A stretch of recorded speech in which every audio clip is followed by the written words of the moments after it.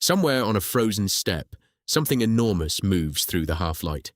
Nearly 4 tons, a horn taller than a person, built like nothing alive today. For over a century, scientists were certain no human could have ever seen this animal. They were wrong by more than 60,000 years. Here's why this one's different from a normal extinct animal story. This isn't about something that vanished before humans existed.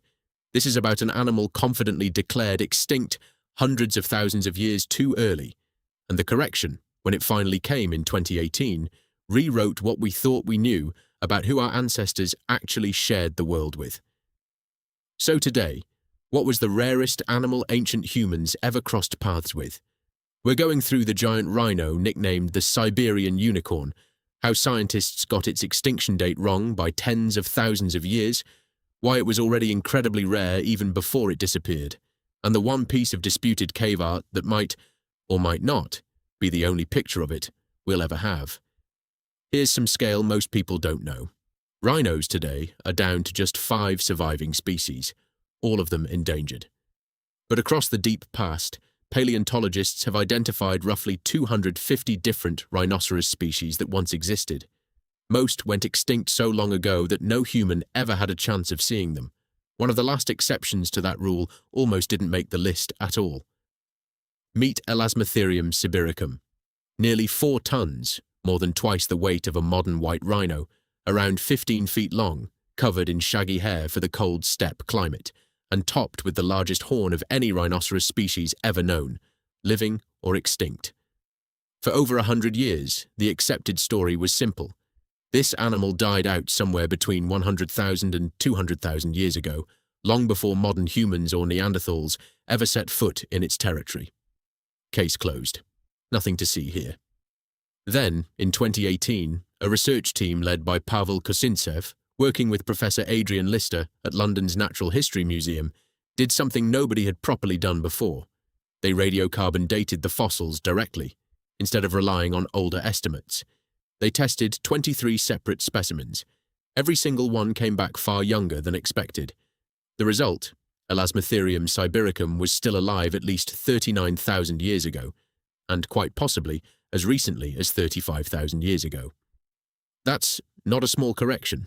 That's a timeline shift of over 60,000 years, and it lands this animal's final days squarely inside the period when both Neanderthals and early Homo sapiens were already living across Eurasia.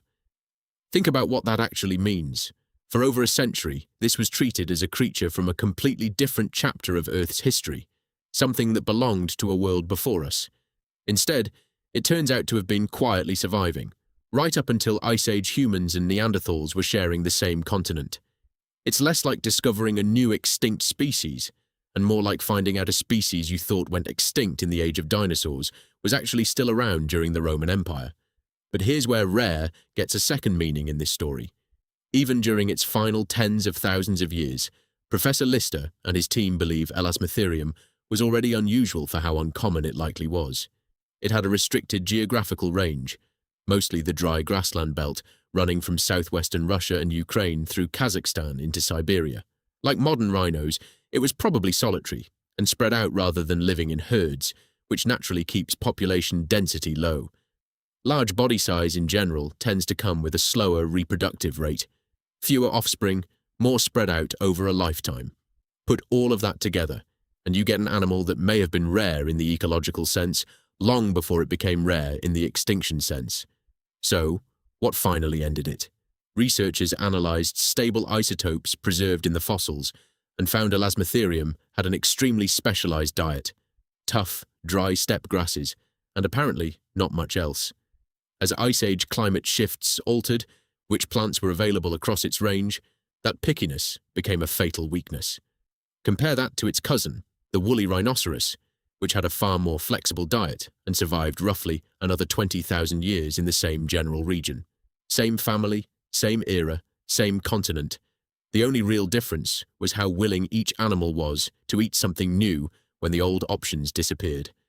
So, if it really was still alive when humans were already here, did anyone actually see it? This is where the story gets genuinely uncertain, in the best way. There's a Paleolithic cave painting at Rouffignac Cave in France, home to one of the richest collections of Ice Age art in the world that shows a rhinoceros-like animal with one large horn on its forehead. Some researchers have proposed this could be a depiction of Elasmotherium, a literal, if crude, portrait drawn by someone who might have actually seen one. It's a genuinely exciting possibility. It's also seriously disputed. Critics point to a simple, stubborn problem. No confirmed Elasmotherium fossil has ever been found anywhere in Western Europe. Every dated specimen comes from Eastern Europe, Russia, and Central Asia, thousands of kilometers away. Without fossils to back it up, many researchers think the Rufignac painting more likely shows a woolly rhinoceros, which absolutely did live in that region. A second, similarly disputed claim comes from ochre markings at Shulgan-Tash Cave in the Russian Urals, closer to where Elasmotherium actually lived, but the markings themselves are considered too ambiguous to confirm either way. Let's be completely honest about where this story actually stands, because it's easy to round this up into something more certain than it is. What's genuinely proven? The radiocarbon dating is solid, peer-reviewed, cross-validated across 23 separate specimens. Elasmotherium sibiricum really was alive as recently as 35,000 to 39,000 years ago, and modern humans and Neanderthals really were living in Eurasia at the same time. That overlap is real. What's not proven, despite how the title of this video is framed, is that anyone actually saw one. Nobody has ever found a confirmed archaeological site with butchered Elasmotherium remains. No stone tools have been found alongside its bones. There's no confirmed human-made mark on a single fossil. The Rufignac and Shulgan-Tash cave art is disputed, not confirmed. It may show this animal, or it may not. The most honest way to describe this is, two species were, for a window of thousands of years, sharing the same landscape, close enough in time that an encounter was entirely possible. But possible and proven are different words, and the evidence stops right at that line. And the popular idea that this animal inspired unicorn mythology is even weaker. Researchers who've studied it explicitly call that connection speculative, not established, since the regions where the unicorn myth is believed to have originated don't line up well with where this animal actually lived, which makes this whole story land as something more interesting than a simple fact. This wasn't an animal from a different age that humans arrived too late to ever meet. For most of scientific history, that's exactly what everyone assumed. It was actually still out there, rare, specialized, quietly running out of the one thing it needed, right as the first humans capable of telling its story were arriving in the same landscape. Whether anyone actually stood face to face with a nearly 4-ton horned giant and lived to describe it to someone else around a fire, that detail may be lost forever, sitting somewhere just outside of what the evidence can prove. What we do know is this: it was close, genuinely, provably close. Two species that almost certainly crossed paths on a landscape neither one would recognize as belonging to the other, for a window of time that, geologically speaking, barely lasted the blink of an eye. So, somewhere in that overlap, 30-some thousand years ago on a cold stretch of steppe neither species controlled for long, it's entirely possible that someone looked up, saw something enormous and horned moving through the grass, and had absolutely no story ready to explain what they were looking at. We'll probably never know if it happened, but for the first time, thanks to a handful of radiocarbon dates, we finally know it could have.